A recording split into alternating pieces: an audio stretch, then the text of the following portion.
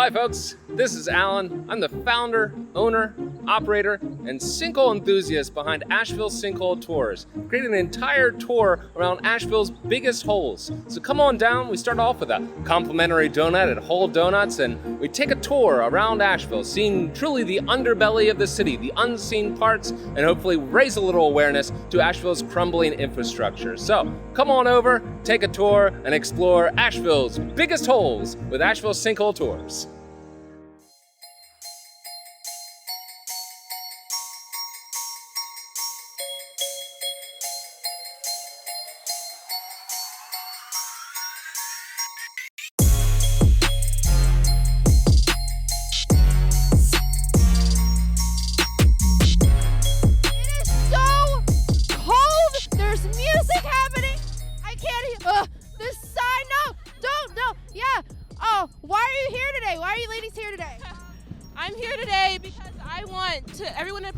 That intersectional feminism is necessary, that feminism is not just Caucasian women. Feminism is African Americans, it's Hispanics, it's the LGBT community, it's the specially able community. Feminism is for everybody, men and women, it's about equality. I have nothing to say to that besides just a round of applause. Can you be our president? One day, maybe, who knows? One day, maybe. I'm hoping. This is lovely. And why are you here today? I'm here representing the Organized Student Activists of Henderson County. We're a local group dedicated to promoting education, compassion, and change, especially among our student population. Oh my gosh, so you guys are in high school.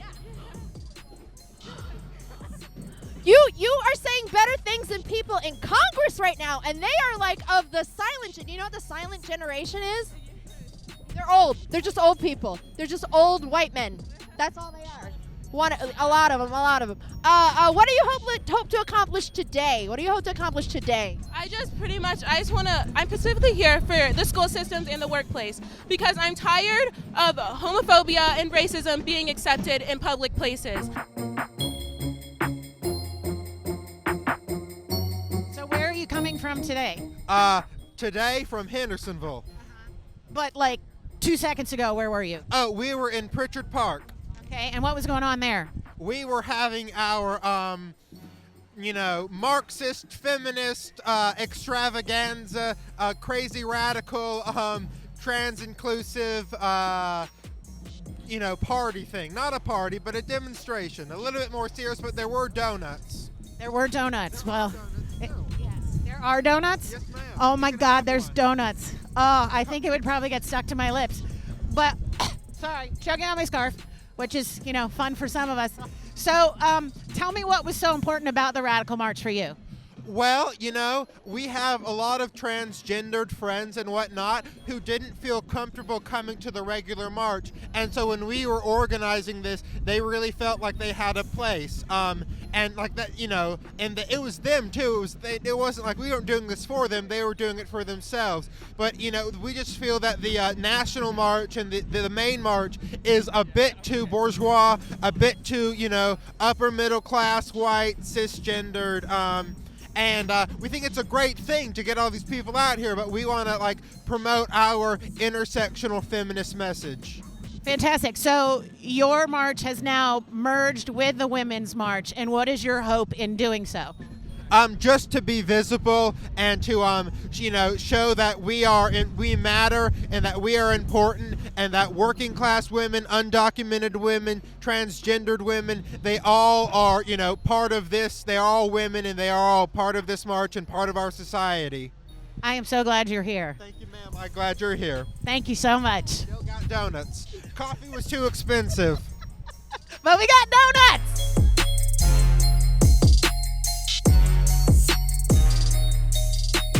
So this is Fairlight, and she's new to Asheville, and I heard her just a few minutes ago, and she sounded so lovely we wanted to share it with you. Thank you. How you doing? Good. All right, I was just singing, well, it's my body, my choice, my body, my choice, my body, my choice, my body, my choice. Hey, hey, hey. Sing it loud, y'all, loud and proud, and I'm happy to be singing here in Asheville. So it's your body, your what? My choice. Yeah, I just whacked her body. That was not your choice.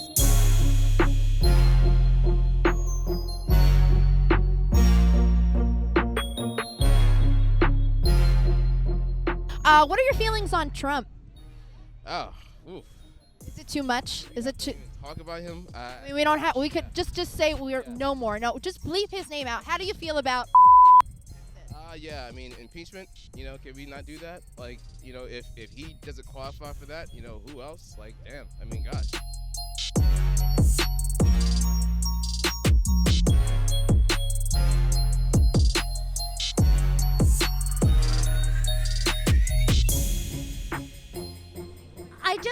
I just want equality. I want to be a sovereign being. I don't want stupid. Can I cuss on your show? Absolutely. I don't want these stupid fuckers telling me what to do with my body, or my daughter to tell me, to be told what to do. I have 4 children. Wow, you go. I made the choice to have them. I know it's a hard thing to do, to be a parent. And I think if a woman feels like she's not ready to be a parent, she's probably fucking right. And, unless they're going to help us raise these kids, they can stand the fuck back and let us make our own choices.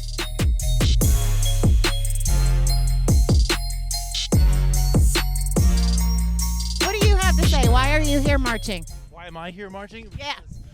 Inequality is wrong, and the Women's March is a way to empower everyone and bring us all up to a better level of community and support for the world.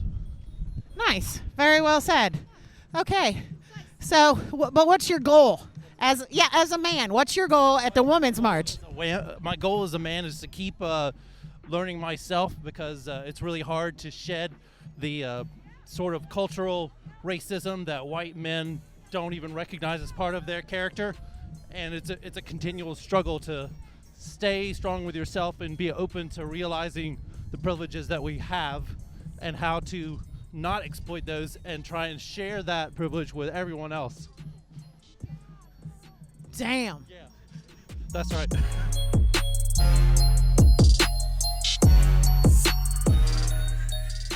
What do you feel about the energy apart from the blazing cold wind? How are you feeling? Well, I think it's kind of amazing how many people are here despite some of the cold right now.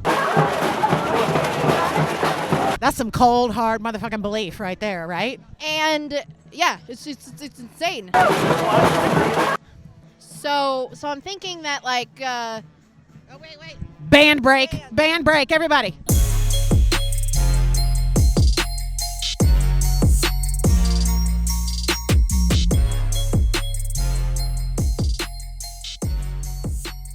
Is it time for bourbon? It's time for bourbon. I'm so cold, Betsy. I know, but I feel like I grew a new uterus today. How about you? I feel like I have 2 uteruses. I think you do. Thank you. Yeah. I have more. Do you have anything else to say?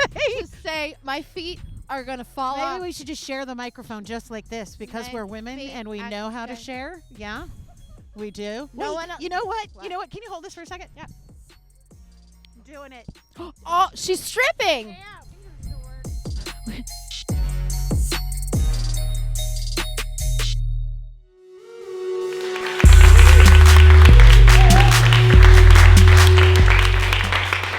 Hi all.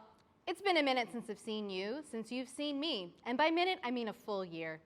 How are you? Did you get that new job? Oh, what's new with me? No. Thank you for asking. You're so sweet. I got a lob haircut. I'm doing great. I'm just kidding.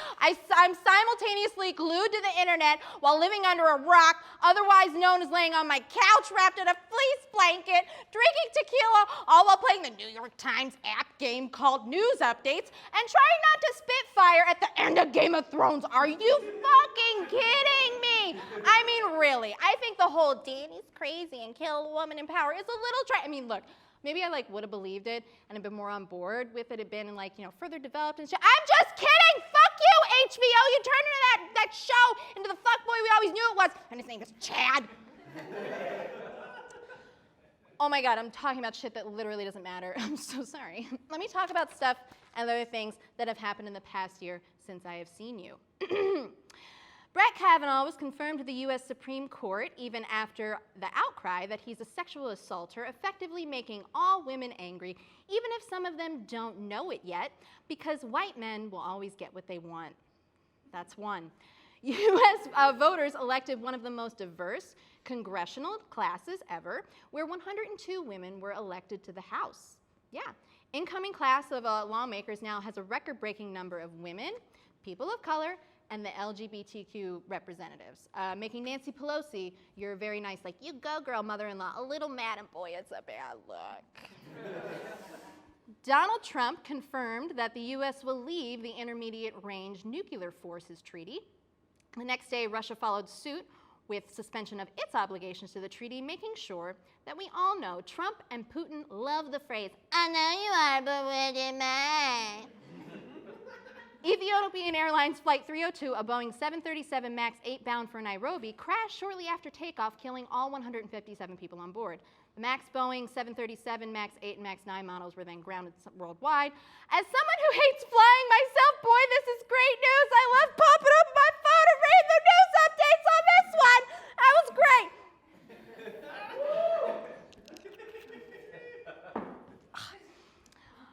Michael Cohen is going to jail and gave a testimony in front of Congress where he admitted he believes Trump to be a racist, a con man, and a cheat.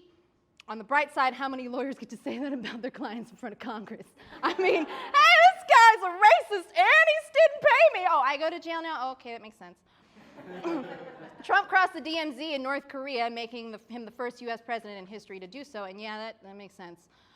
We don't know what Kim Jong-un thought of in the meeting, but we wouldn't be surprised if he was just like, well, this guy thinks a lot of himself, my God. UK Prime Minister Theresa May resigned, and UK appointed Boris Johnson, a guy who looks like if Trump and Gary Busey had a baby. Both former and current prime ministers support Brexit, which means even the racist gas got to our neighbors. It's not our fault or theirs because bigots are everywhere. The U.S. women's soccer team won their second World Cup, and team captain Megan Rapinoe said that she wasn't going to the fucking White House, making her my instant crush forever and ever, amen. Jeffrey Epstein was arrested on sex trafficking charges against children and later committed suicide in what seemed to be a drastic turn of events. Lots of people don't think it was a suicide, but you know what? When you're that rich and you abuse kids, we all kind of doubt it. In a real-life reenactment of a pot and kettle, Trump then blamed the Clintons for his death.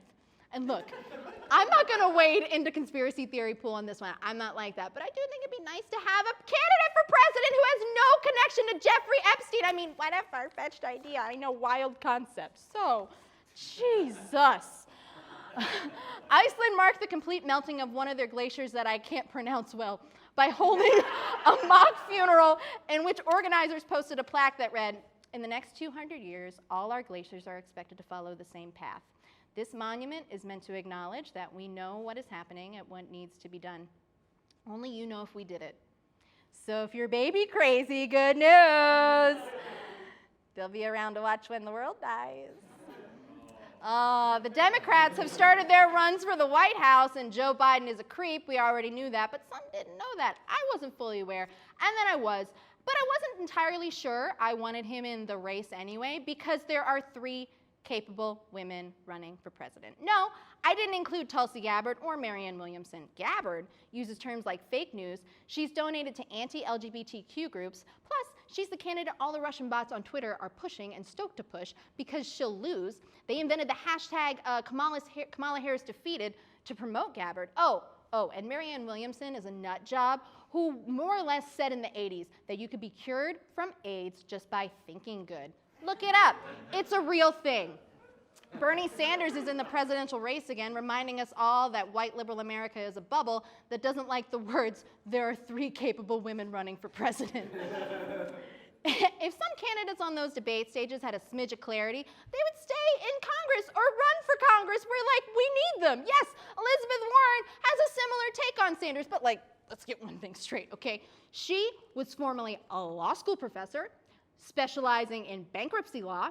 As a progressive, she has focused on consumer protection, economic opportunity, and the social safety net while in the Senate, okay? So no, Brian, she didn't steal Bernie's platform, okay? I will not debate you at this outdoor brewery space. Literally, fuck off. Let me enjoy my cider. I go against the grid. Look, Sanders has an appealing economic platform. I will vote for him if he is on the ticket, but Warren has been doing this her entire career. She didn't steal it from anyone. Yes, they're Democrats, they should agree. What is wrong with two people on the same side agreeing? It's like saying Steph Curry should never pass the ball to Klay Thompson. They're on the same team.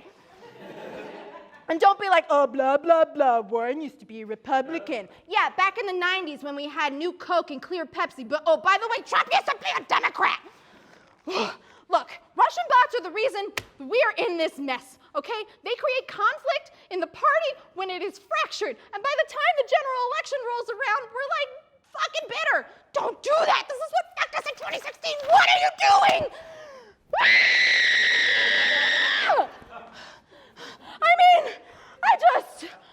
I can't. I live in a hopefully soon not to be gerrymandered state, you know. And like the state districts anyway are pretty, the congressional districts, they're still pretty bad. All of it's still pretty bad. Everyone watching here, okay, live, lives there too. So please, don't cast a write-in protest vote.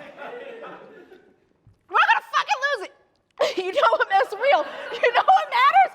Don't throw away your vote like you do one too many Starbucks napkins. There are people in your state of North Carolina who are being stripped of their rights to vote, and guess what? They're not white. So please, stop voting third party. Vote actual party. Don't do that. You know who votes? You know who votes? Racist old white people, and they will do that, and they will die, but right now they outnumber you at the polls. If you let them, your protest vote is the literal definition of white privilege. And if you want change, get over your shit and play on the same fucking team so the monster doesn't win.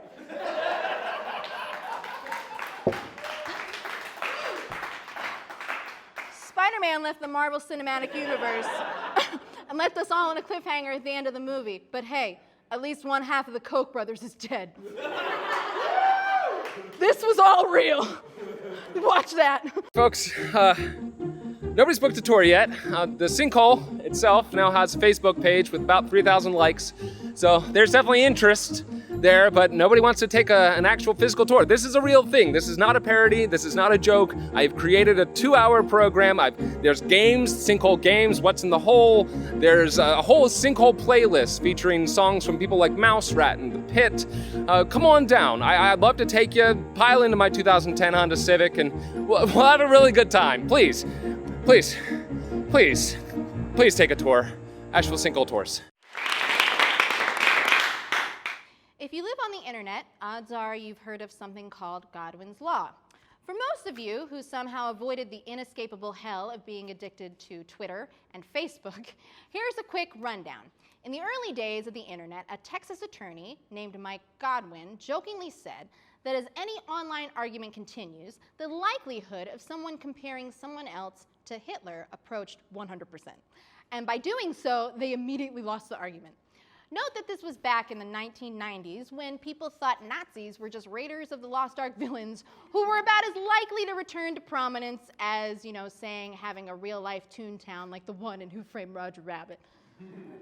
Why couldn't we have gotten a Toontown in 2016? Instead, that would have been great. At least dropping pianos in people is, funny. And hey, it doesn't kill them. It just, leaves little birds around their heads. Anyway, like any other internet joke, people took Godwin's Law way too seriously and applied it to literally everything. Will women ever make the same wage as their male counterparts under the Equal Pay Act? Shut up, lady, you're a Nazi! Oh, how do we get clean water back to Flint? Nazi! Is a hot dog really a sandwich? Sandwiches are part of the deep state, and hot dogs are Hitler. The internet is fun. So now, when you call the internment facilities where immigrant children are being kept separate from their families and forced to sleep on the floor, concentration camps, someone is sure to try to shut you up by claiming Godwin's Law. There should probably be a law about the likelihood of people invoking Godwin's Law, so let's just set aside the fact that Godwin himself has said those detention centers are in fact concentration camps, okay, and they definitely are. And let's back away from Germany entirely. Let's talk about these detention centers through the lens of our own history on immigration, which you may not be aware of, fucking sucks. There are an awful things you've probably heard of, like Japanese internment camps and during World War II, and the forced immigration of slavery, right? I want to talk about something you may not have heard of, the anti-immigration scare of the 1920s. Here's how non-profit educational organization Khan Academy described the time. Many rural Americans reacted to the rapid social changes of modern urban society with a vigorous defense of religious values and fearful rejection of cultural diversity and equality. That sounds familiar, doesn't it? And where was the cultural diversity coming from? Mexico? Honduras? Nah. People didn't care about those countries back then. They were like, you know, right next to us, like our neighbors. Who could ever be mad at them? Yeah, back in the 1900s and 1910s, they were coming from Europe. In particular, Polish and Italian immigrants were hustling it out of there because of the instability of the region after World War I and the Russian Revolution. The Bolsheviks were kind of like the MS-13 of the period, right? So now, you may be saying, like, Polish and Italian, but my aunt, uncle, grandma is of Polish and or Italian descent. And yeah, my nonna came right off the boat from Calabria at Ellis Island. But back in those days, people hated Polish and Italian immigrants. Get this. A lot of people thought that immigrants coming from Europe were criminals who wanted to kill them, even though just about all of them were trying to escape violence. Polish and Italian immigrants were often compared to, you didn't guess it, rats. Sound familiar? Yeah. It got so bad that Congress eventually passed the Emergency Immigration Act of 1921, which limited the number of immigrants that could come to the U.S. from other countries in Southern and Eastern Europe. It got even worse when the amendment in 1924, which excluded Asian immigrants. It was, and I'm searching for the right words here because it's hard, an immigration ban of sorts. The first Immigration Act was signed into law by President Warren G. Harding, which, let's talk about him for a minute. He's widely regarded as the most corrupt president in U.S. history, at least before Nixon. It's like you've heard this before! Though he wasn't born into money, Harding was pretty rich when he got elected to office. He cut taxes for the wealthy, he didn't want to join the League of Nations, and he wanted to collect money from U.S. allies. He had several known extramarital affairs. He did everything he could to help big business over workers. He appointed his friends to cabinet positions. The Veterans Bureau director went basically to prison for stealing money meant for building hospitals. His administration took bribes from oil companies. He couldn't eat McDonald's for every meal yet. If it was around, I bet he would. But also Harding gave speeches about racial equality and talked about administering these laws humanely. So he was comparatively woke to today's presidential standards. What a bar to hit. It was Calvin Coolidge, his successor, who said, "America must be kept American," when he signed the 1924 amendment into law. And that law didn't change until 1968. It lasted more than 40 years. But here's the thing, though. Those un-American Polish and Italian immigrants who have been kept out, we think of them as entirely American now, or, let me rephrase, white. One of them, again, was my nonna, who managed to escape and get in despite the quotas. She managed to earn a degree in education and picked up a third language, Spanish, because she said it was useful. Yeah, she wouldn't totally talk about what it was like to settle in a new country. Maybe because she saw some really weird shit in 1939 go down, and they were like, peace, we gotta go. This is about to get really bad. These immigrants spoke Italian and Polish and Japanese then. The people and children in those detention centers, or let's be honest, concentration camps, speak Spanish. They're suffering through a greatest hits of our worst immigration impulses as a nation, rampant nativism and fear-driven internment camps, concentration camps. Some of us haven't even learned from our own history. Let's hope someone who has learned something doesn't punish people who don't deserve it another 40 years.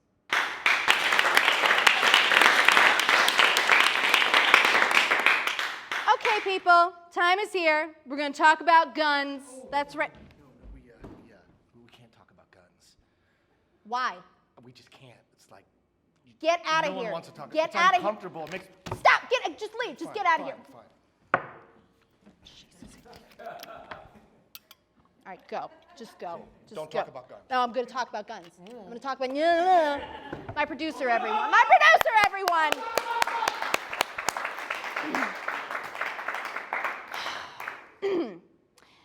idea that the intermediate aftermath of a shooting is the wrong time to talk about guns in America is a trick and a scam, and well, we all got tricked and scammed into thinking we were somehow, disrespecting victims by trying to prevent anyone else from dying in the way that they did. As a lot of very savvy people have already pointed out, saying that if they die from a shooting, they insist that people talk about gun control immediately afterward. They're probably trying to say something because they don't want what happened to them to happen to anyone else. Look, you surely know a lot of these statistics because we have to hear about them monthly now after each new batch of mass shootings, but let's just zoom through them real quick. By mid-September, there have been 295 mass shooting incidents in the US in 2019, according to the Gun Violence Archive. This is the only industrialized country where this typically happens, though yes, shootings do happen in other countries. The US has more guns than it does people, 120 for every 100, according to the Small Arms Survey. And other countries also have relatively high numbers of guns per person, also have higher gun violence rates. Similarly, Mother Jones found that states with more guns have more gun deaths. And economist Richard Florida found out that states with stricter gun laws have fewer gun deaths. Despite that last name, you can trust Dick Florida. Here's something you may not know, though. The argument about guns that seems to have been going on for about forever, it's only about 20 years old. According to Pew, 66% of people in 2000 supported gun control measures, and a lot more, like the assault weapons ban, were in place then and have since lapsed or been repealed. Only 29% were against restricting gun ownership. By 2014, it had flipped, and in 2016, 52% were against gun control, while 47% were for it. It's flipped back and forth from 51-47 in favor of gun control now, but it's still a far more divisive issue than it was 20 years ago. How did this happen? Well, we might think of the National Rifle Association as something that's always been around and politically active, but it hasn't been what it was. You want to hear a quote from the then NRA president, Carl Frederick, from 1934? Okay, hold on to your butt. I do not believe in the general promiscuous toting of guns. I think they should be sharply restricted and only under license. Ugh. That's weirdly shocking to hear, right? The NRA went on to support the Gun Control Act of 1968, mainly just representing hunters and sportsmen. It started shifting in the 70s, but things really changed in the 1990s with a struggle between moderates and diehards that led to this guy, Wayne LaPierre, rising to power. Yeah. It wasn't until 1998 that the NRA was one of the biggest spenders on congressional elections. And the late 1990s saw it become the lobbying organizations Republican congressmen feared most. It had been grading lawmakers with report cards for how much they loved guns and could honestly take or leave people for a while before that, but it really, really took hold then. Yeah. The NRA is in a bit of a weird place now, considering it's in a protracted lawsuit with its ad firm. It's shut down its NRA TV operation, and it's all, by some accounts, going broke while executives raid the store. And shockingly, it seems like the needle may be moving a little bit on the gun issue. Lawmakers you never expect, like Mitch McConnell, have voiced support for stronger background checks. If nothing else, stores like Walmart and Kroger have ended open carrying. So if you're wondering how you're going to get those Fruit Loops into your cart without your AR-15, sorry, I cannot help you. But even in its weakened state, the NRA has changed the conversation about guns in this country to the point where we basically can't have a conversation about guns anymore. Or if we try, it's deeply muted. Bring it up. See how long it takes you before someone shuts you down and tells you to hush and told it's not the right time. Well, I tried anyway. I faced down some of my biggest fears to try to get anyone to talk to me. So I went to a gun show and shot a gun for the first time at a shooting range. Here's how it went. So we're here at a gun show in Western North Carolina at the Ag Center. It's a land of the sky gun show. Never shot a gun. I've never even really looked at a gun up close. So we're gonna try to get in and we're gonna see how it goes.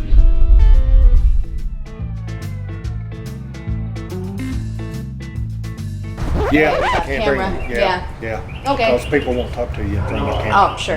That's true. Okay. All right, thank you so much. Thank you, sir. Appreciate it. Well, that was a bust. Didn't get in. So, let's go shoot a gun.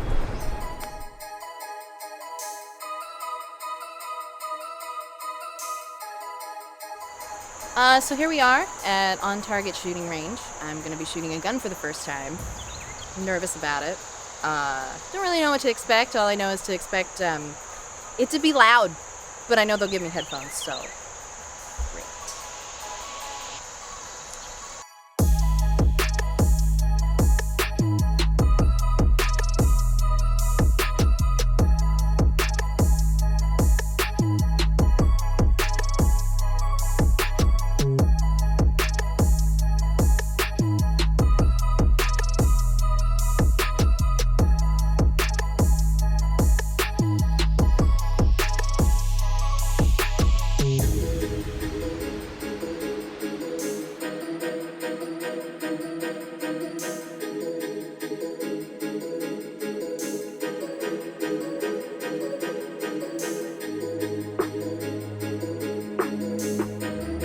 It's already going to be blurry in the background. Okay. But this is what you want to watch the whole time. Okay. Okay? Now when you squeeze the trigger, use the center of the pad of your finger and nice slow squeeze. Right. Alright? So for the first time, I'm going to have you take one of your thumbs and push this lever down on the side. This one? Yep. Alright, now it's ready to shoot. Take a deep breath, relax. Okay? A little bit of bend in your elbows. Okay? Watch yourself. Hang on, this isn't fully on. You're good. Remember, finger off the trigger and you can set the gun down or whatever you need to do. I need a minute. Sure. What was it like when you first shot a gun? I was like 3, so I couldn't tell you. Do you want me to shoot You one were for you? yeah, you were 3 years old. Yeah, I've grown up in here. Oh my god. I know. Yeah, okay. All All right. Whew. That's loud. A little. I will preface it with I've never shot a gun before. I've never grown up around guns. That's okay. So this is a It's super intimidating. It's I'm really gonna intimidating. I'm gonna be as calm as I can. Okay. To not egg you on, but it's very intimidating, especially indoors. Yeah. It's loud. Yeah. All right, so I'm gonna do it. Great. There you go. Cool. All right.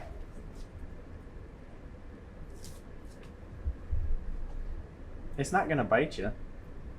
It shoots bullets. Yeah, How does that it not bite? I know, but okay. Got it? Okay, squeeze the trigger whenever you're ready. Oh my god. Oh, hold on. Was it that bad?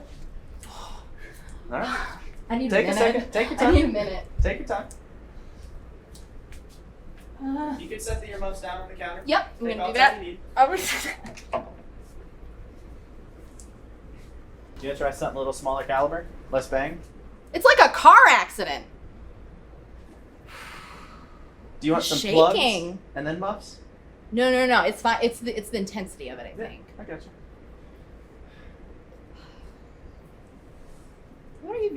What are your views on like? Do you open carry? No, I don't No. like open carry. Gotcha. I don't like guns just being out and about. I appreciate guns. Yeah. I like people carrying them, but Yeah. you should have training, conceal it, Yeah. not be a target in the middle of everything. Yeah. Can I ask you how you feel about assault rifles? It's just a gun. They use what you see on the news is an AR-15. Yeah. It stands for Armalite rifle. Okay. It's a 15th variation, but they're fun sporting rifles. They use a really small bullet, Okay. so they don't have that much Yeah. damage. wise. Okay. Yeah. And people come in here and they shoot them, right? No, we don't allow a lot of long guns in here. Okay. Just because generally, even though it's a small projectile, they're a lot louder, Yeah. and it's hard to be in city limits and have a shooting range as is. You kind of just. And you're in city limits. This is Asheville. Yeah, we're grandfathered in actually. Oh wow. Fun fact, yeah. But no, I don't know. If you're gonna go after a deadly force weapon, shotguns you can put magnesium rounds in there. And they shoot like a 75-yard flame. Yeah. You can put a ball and chain inside the projectile, so Yeah. it shoots a little thing out. Yeah. That was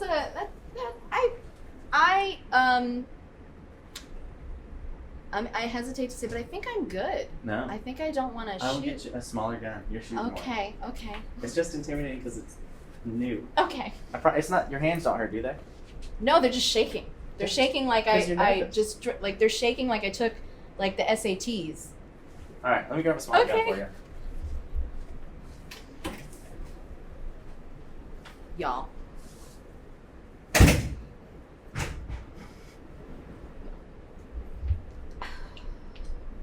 My heart is in my throat. And I feel like I'm about to shit myself. I'm gonna put my glasses back. All right. Oh. It's a bigger gun, but a smaller bullet. What kind of gun is that? This is a Browning Buckmark. It's a 22 long rifle. You ready? Yeah. All right, whenever you're ready. You know, I'm just trying to see if I can line it up.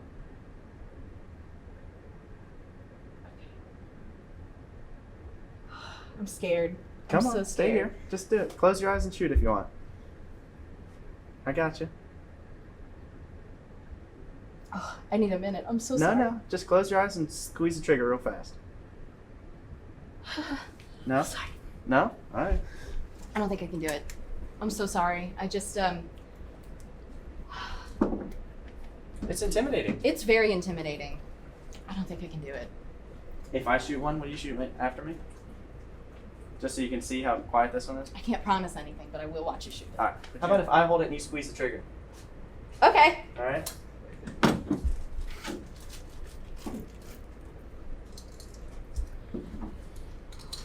All right. Okay. Okay. Go ahead and. Yep. See, Did it hit my ear?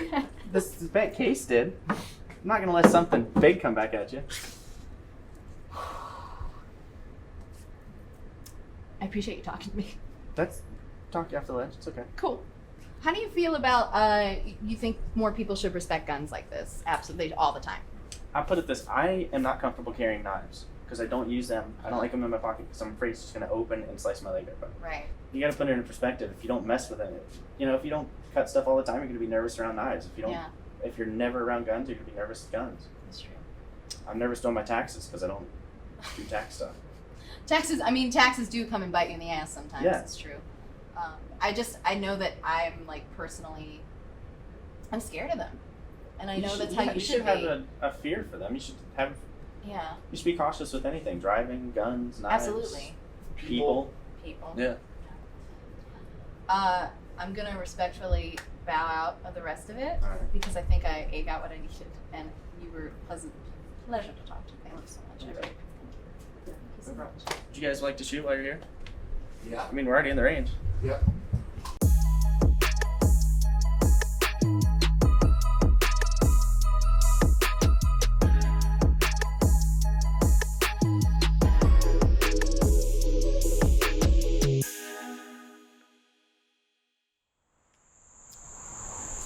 I don't know how to feel. I really thought I was going to throw up or cry, and I didn't. Came close, but I didn't. This was not me. This was my camera crew. This may have been me, but I think it was up there. I want to give it another try, but I also, it's a thing you have to respect, and there's so much to say about it. It's scary, and I think everything that happens around it is really sad, and I'm not a gun culture person, I'm just not. But I'm glad I did it in a controlled environment with professionals who were willing to speak and talk about it. I can't really say or speak to what happens on the... It's scary. That's it. After the shootings in Dayton, El Paso, Odessa, and I'm sorry, I was saving room in case another one happened between when I started writing this and now, which is sadly a real likelihood, at least some measure on gun control reform could be happening. But lots of gun enthusiasts remain as entrenched as ever, doubling down on fear-mongering about some kind of big brother figure taking away their guns. With a handful of exceptions, virtually all of these shooters are white men. And in recent past, there seems to have been a trend of them having been radicalized by racially charged anti-immigrant rhetoric. This is not a mental health issue. That actually harms a lot of people with mental illness. All of these other countries that have people with mental illnesses too, by the way, the UK, Europe, Australia, New Zealand, and you know what the difference is? Fucking guns. This is a gun issue and a hate issue, okay? What I found out about all of this is that we want to have a conversation. We want to hear the House and the Senate talk about these things in a civil way and not tell us thoughts and prayers are the answer. The duty of prayers is left up to our religious community leaders, and they do their job. Some gun owners want to have a conversation. I'll never own a gun, and I want to have a conversation. We need things to change, or more civilians, white, black, gay, straight, non-binary, trans, Muslim, Jewish, and let's not forget children, will die at the hands of our government not giving a shit about hate crimes and only caring about money. That is the truth. I can't make this funny. Here's a cat picture. I have 2 cats. That one's not my cat. Thanks for letting me talk.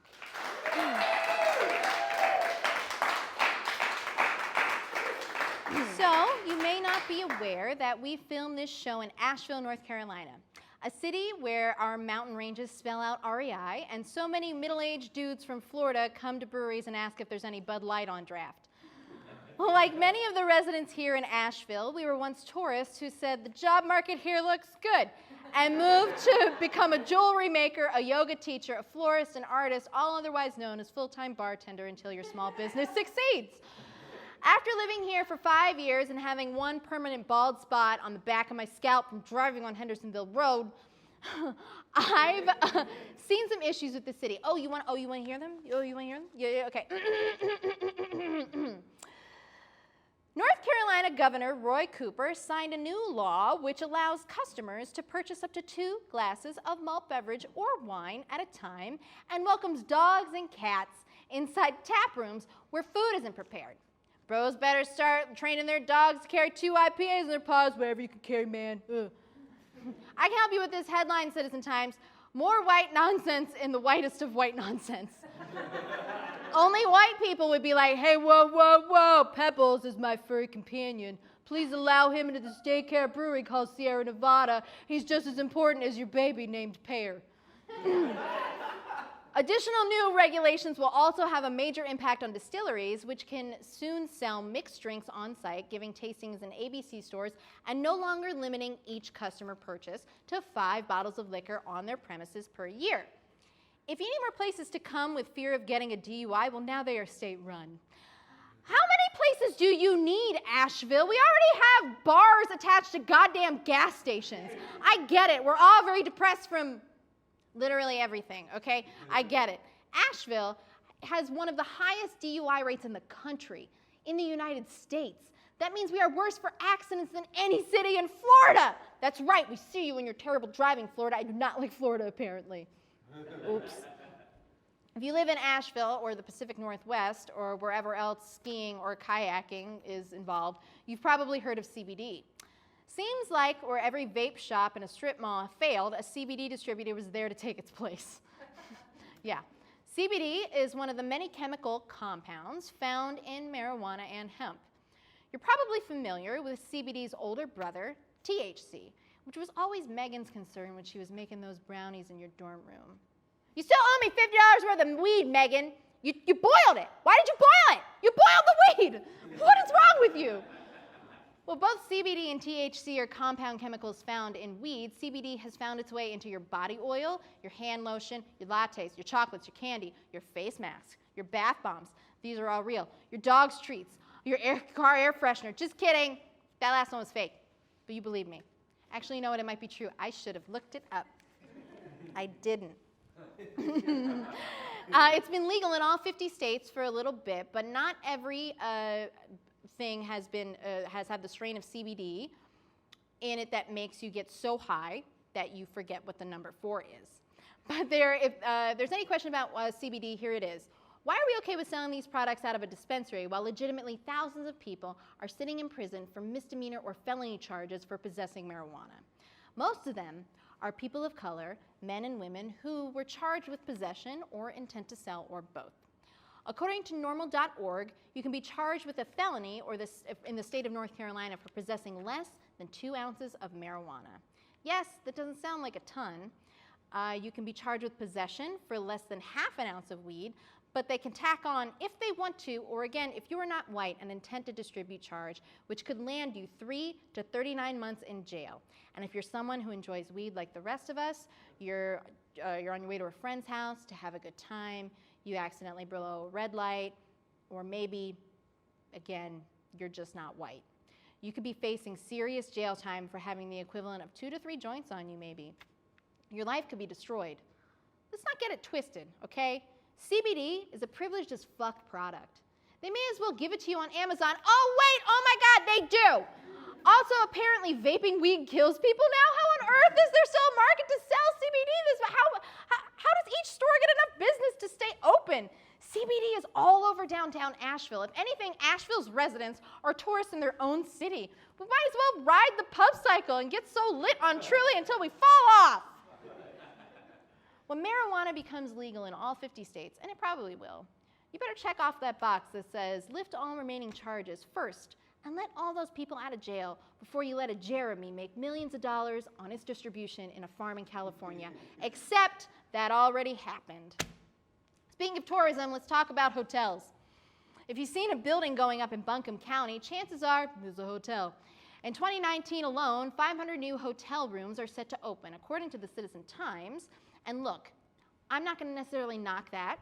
Asheville's a tourism town. And if there's demand for that many rooms, it means that people are visiting and spending money here. Probably on CBD ice cream or something, right? Yeah, that's my guess. But not all the hotels are new construction. Back in June, the city council voted 4-3 to turn the historic Flatiron building into a 71-room boutique hotel with a restaurant and street-level retail space. That'd be fine if it was an empty building, but it isn't. Tons of small businesses, law firms, a hair salon, doctors, photographers, architects, therapists, Pisgah Environmental, Democracy NC, and the list goes on, operated out of it. They had to move, and I can tell you, all but the richest won't be able to get space downtown. The city has showed who is buttering its bread, and well, it ain't independent accountants.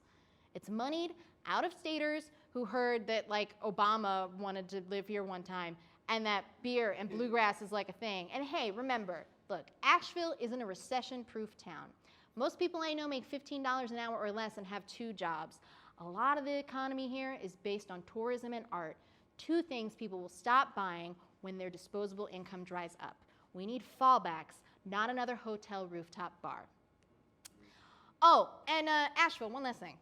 Vaccinate your fucking children.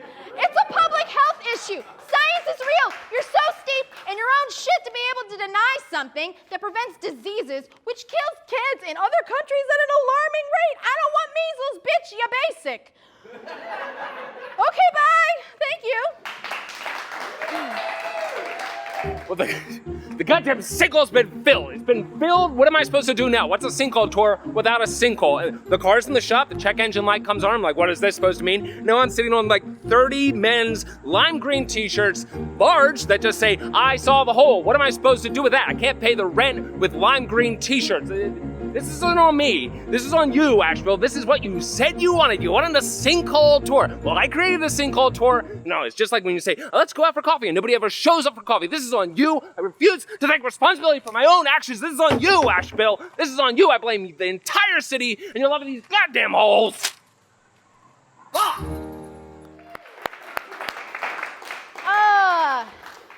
Thank you. That's our show. Thank you for coming out and watching this online or in live. Thank you to DreamHatch Productions, Kevin Murphy and the Actors Center of Asheville. Thank you to On Target Shooting Range. And thank you to all the talented writers and actors in these segments, Betsy Puckett, Alan Law, the American Shoppers cast and crew, and writers David Gwaltney and Matt Wilson, who is a huge part of and the brains in this operation, because without that help, I would just be in my garage screaming into an iPhone camera.